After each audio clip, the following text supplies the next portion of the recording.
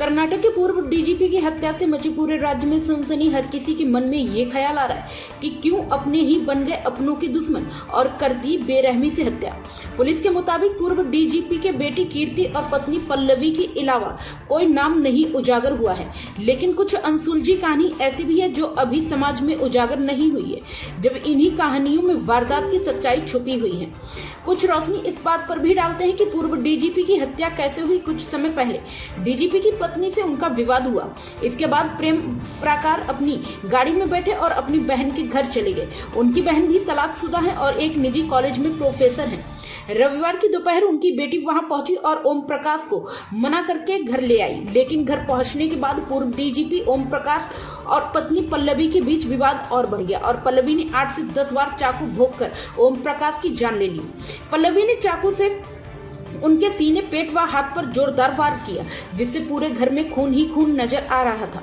अचानक हुए इस हमले के बाद से पूर्व डीजीपी 30 मिनट तक घर में पड़े तड़पते रहे। इस दौरान पल्लवी और उनकी बेटी उनको तड़प तड़प के मरता हुआ देखती रही और जब ओम प्रकाश की मृत्यु हो गई तब पल्लवी ने HSR लेआउट पुलिस को फोन कर घटना की जानकारी दी। इससे पहले पल्लवी ने एक और अन्य डीजीपी की पत्नी को कॉल कर कहा कि उसने मॉन्स्टर को खत्म कर दिया है। इसके बाद से मौके पर पहुंची पुलिस ने पत्नी और बेटी को हिरासत में ले लिया और पूछताछ की गई है। पूर्व रूप से बिहार के रहने वाले डीजीपी ओम प्रकाश ने बेंगलोर में काफी संपत्ति बनाई थी। डीजीपी रहते हुए उन्होंने काली नदी के किनारे 3 एकड़ जमीन खरीदकर फार्म हाउस बनाया था।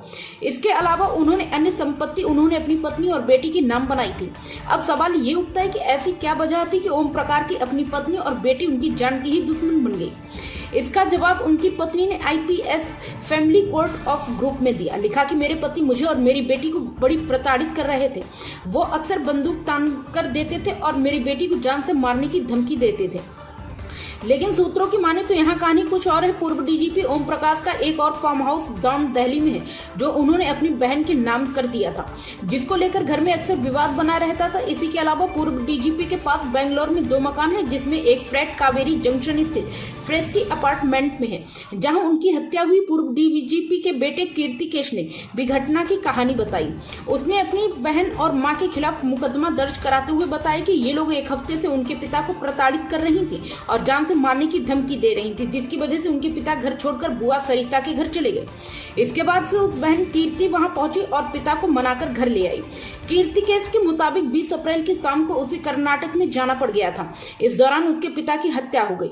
पड़ोसियों से सूचना मिली तो वह घर वापस लौटा और देखा कि घर पर पुलिस और आम लोग मौजूद थे। वहीं उसके पिता का शव खून से लथपथ पड़ा था।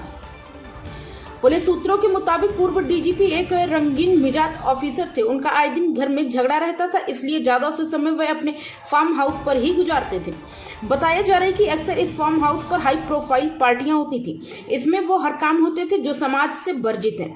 ये बात उनकी पत्नी को भी स्वीकार किया और बताया कि उनके कई लड़कियों और महिलाओं के साथ अवैध संबंध भी थे। पल्लवी ने अपने पति के इन अवैध संबंधों को लेकर कई बार विरोध किया, यहाँ तक कि मारपीट भी हुई। पूर्व डीजीपी की कातिल पत्नी का दावा कुछ और ही है। उसका कहना है कि उसने अपने आत्मरक्षा में इस वारदात को अंजाम दिया। अब आने वाले समय में कई और बड़े खुलासे हो सकते हैं। आप देख रहे हैं कानपुर समाचार न्यूज। आपके जिले की खबर सबसे पहले देखने के लिए सब्सक्राइब करें हमारा चैनल और बेल आइकन दबाना न भूलें।